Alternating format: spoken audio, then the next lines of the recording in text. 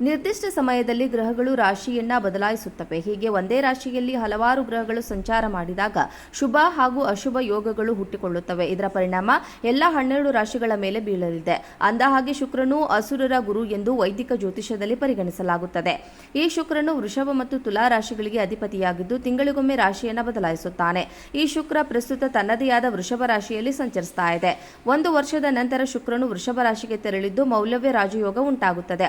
ಈ ರಾಜಯೋಗ ಶುಭಯೋಗವಾಗಿ ಈ ಯೋಗದ ಕಾರಣದಿಂದಾಗಿ ಆರ್ಥಿಕ ಸ್ಥಿತಿಯಲ್ಲಿ ಉತ್ತಮ ಪ್ರಗತಿ ಕಂಡುಬರುತ್ತದೆ. ಅದೃಷ್ಟ ಕೃಪೆಯೊಂದಿಗೆ ಯಶಸ್ಸು ಸಾಧಿಸಲಾಗುತ್ತದೆ. ಈ ಯೋಗವು ಪ್ರಭಾವವನ್ನು ಎಲ್ಲಾ ರಾಶಿಗಳಲ್ಲಿ ನೋಡಬಹುದಾದ್ರೂ 3 ರಾಶಿಗಳು ತುಂಬಾ ಅದೃಷ್ಟಶಾಲಿಗಳಾಗಿವೆ. ನಿರ್ದಿಷ್ಟ ಸಮಯದಲ್ಲಿ ಗ್ರಹಗಳು ರಾಶಿಯನ್ನ ಬದಲಾಯಿಸುತ್ತವೆ. ಹೀಗೆ ಒಂದೇ ರಾಶಿಯಲ್ಲಿ ಹಲವಾರು ಗ್ರಹಗಳು ಸಂಚಾರ ಮಾಡಿದಾಗ ಶುಭ ಹಾಗೂ ಅಶುಭ ಯೋಗಗಳು ಹುಟ್ಟಿಕೊಳ್ಳುತ್ತವೆ. ಇದರ ಪರಿಣಾಮ ಎಲ್ಲ 12 ರಾಶಿಗಳ ಮೇಲೆ ಬೀಳಲಿದೆ. ಅಂದಹಾಗೆ ಶುಕ್ರನು ಅಸುರರ ಗುರು ಎಂದು ವೈದಿಕ ಜ್ಯೋತಿಷದಲ್ಲಿ ಪರಿಗಣಿಸಲಾಗುತ್ತದೆ. ಈ ಶುಕ್ರನು ವೃಷಭ ಮತ್ತು ತುಲಾ ರಾಶಿಗಳಿಗೆ ಅಧಿಪತಿಯಾಗಿದ್ದು ತಿಂಗಳಿಗೊಮ್ಮೆ ರಾಶಿಯನ್ನ ಬದಲಾಯಿಸುತ್ತಾನೆ. ಈ ಶುಕ್ರ ಪ್ರಸ್ತುತ ತನ್ನದೇ ಆದ ವೃಷಭ ರಾಶಿಯಲ್ಲಿ ಸಂಚರಿಸ್ತಾ ಇದೆ. 1 ವರ್ಷದ ನಂತರ ಶುಕ್ರನು ವೃಷಭ ರಾಶಿಗೆ ತೆರಳಿದ್ದು ಮೌಲ್ಯವೇ ರಾಜಯೋಗ ಉಂಟಾಗುತ್ತದೆ. ಈ ರಾಜಯೋಗ ಶುಭಯೋಗವಾಗಿ ಈ ಯೋಗದ ಕಾರಣದಿಂದಾಗಿ ಆರ್ಥಿಕ ಸ್ಥಿತಿಯಲ್ಲಿ ಉತ್ತಮ ಪ್ರಗತಿ ಕಂಡುಬರುತ್ತದೆ. ಅದೃಷ್ಟ ಕೃಪೆಯೊಂದಿಗೆ ಯಶಸ್ಸು ಸಾಧಿಸಲಾಗುತ್ತದೆ.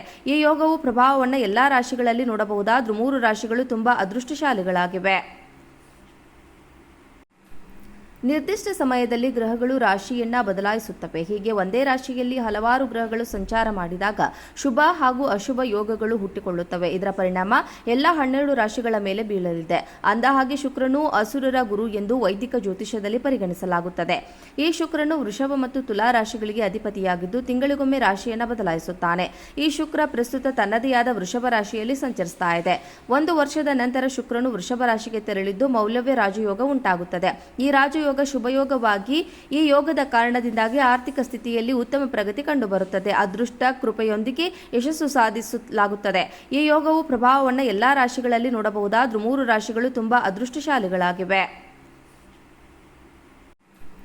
ನಿರ್ದಿಷ್ಟ ಸಮಯದಲ್ಲಿ ಗ್ರಹಗಳು ರಾಶಿಯನ್ನ ಬದಲಾಯಿಸುತ್ತವೆ. ಹೀಗೆ ಒಂದೇ ರಾಶಿಯಲ್ಲಿ ಹಲವಾರು ಗ್ರಹಗಳು ಸಂಚಾರ ಮಾಡಿದಾಗ ಶುಭ ಹಾಗೂ ಅಶುಭ ಯೋಗಗಳು ಹುಟ್ಟಿಕೊಳ್ಳುತ್ತವೆ. ಇದರ ಪರಿಣಾಮ ಎಲ್ಲ 12 ರಾಶಿಗಳ ಮೇಲೆ ಬೀಳಲಿದೆ. ಅಂದಹಾಗೆ ಶುಕ್ರನು ಅಸುರರ ಗುರು ಎಂದು ವೈದಿಕ ಜ್ಯೋತಿಷದಲ್ಲಿ ಪರಿಗಣಿಸಲಾಗುತ್ತದೆ. ಈ ಶುಕ್ರನು ವೃಷಭ ಮತ್ತು ತುಲಾ ರಾಶಿಗಳಿಗೆ ಅಧಿಪತಿಯಾಗಿದ್ದು ತಿಂಗಳಿಗೊಮ್ಮೆ ರಾಶಿಯನ್ನ ಬದಲಾಯಿಸುತ್ತಾನೆ. ಈ ಶುಕ್ರ ಪ್ರಸ್ತುತ ತನ್ನದೇ ಆದ ವೃಷಭ ರಾಶಿಯಲ್ಲಿ ಸಂಚರಿಸ್ತಾ ಇದೆ. 1 ವರ್ಷದ ನಂತರ ಶುಕ್ರನು ವೃಷಭ ರಾಶಿಗೆ ತೆರಳಿದ್ದು ಮೌಲ್ಯವೇ ರಾಜಯೋಗ ಉಂಟಾಗುತ್ತದೆ. ಈ ಯೋಗವು ಪ್ರಭಾವವನ್ನು ಎಲ್ಲಾ ರಾಶಿಗಳಲ್ಲಿ ನೋಡಬಹುದಾದ್ರೂ 3 ರಾಶಿಗಳು ತುಂಬಾ ಅದೃಷ್ಟಶಾಲಿಗಳಾಗಿವೆ. ನಿರ್ದಿಷ್ಟ ಸಮಯದಲ್ಲಿ ಗ್ರಹಗಳು ರಾಶಿಯನ್ನ ಬದಲಾಯಿಸುತ್ತವೆ. ಹೀಗೆ ಒಂದೇ ರಾಶಿಯಲ್ಲಿ ಹಲವಾರು ಗ್ರಹಗಳು ಸಂಚಾರ ಮಾಡಿದಾಗ ಶುಭ ಹಾಗೂ ಅಶುಭ ಯೋಗಗಳು ಹುಟ್ಟಿಕೊಳ್ಳುತ್ತವೆ. ಇದರ ಪರಿಣಾಮ ಎಲ್ಲ 12 ರಾಶಿಗಳ ಮೇಲೆ ಬೀಳಲಿದೆ. ಅಂದಹಾಗೆ ಶುಕ್ರನು ಅಸುರರ ಗುರು ಎಂದು ವೈದಿಕ ಜ್ಯೋತಿಷದಲ್ಲಿ ಪರಿಗಣಿಸಲಾಗುತ್ತದೆ. ಈ ಶುಕ್ರನು ವೃಷಭ ಮತ್ತು ತುಲಾ ರಾಶಿಗಳಿಗೆ ಅಧಿಪತಿಯಾಗಿದ್ದು ತಿಂಗಳಿಗೊಮ್ಮೆ ರಾಶಿಯನ್ನ ಬದಲಾಯಿಸುತ್ತಾನೆ. ಈ ಶುಕ್ರ ಪ್ರಸ್ತುತ ತನ್ನದೇ ಆದ ವೃಷಭ ರಾಶಿಯಲ್ಲಿ ಸಂಚರಿಸ್ತಾ ಇದೆ.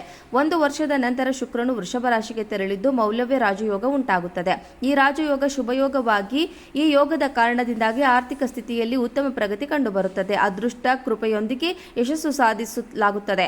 ಈ ಯೋಗವು ಪ್ರಭಾವವನ್ನು ಎಲ್ಲಾ ರಾಶಿಗಳಲ್ಲಿ ನೋಡಬಹುದಾದ್ರೂ 3 ರಾಶಿಗಳು ತುಂಬಾ ಅದೃಷ್ಟಶಾಲಿಗಳಾಗಿವೆ.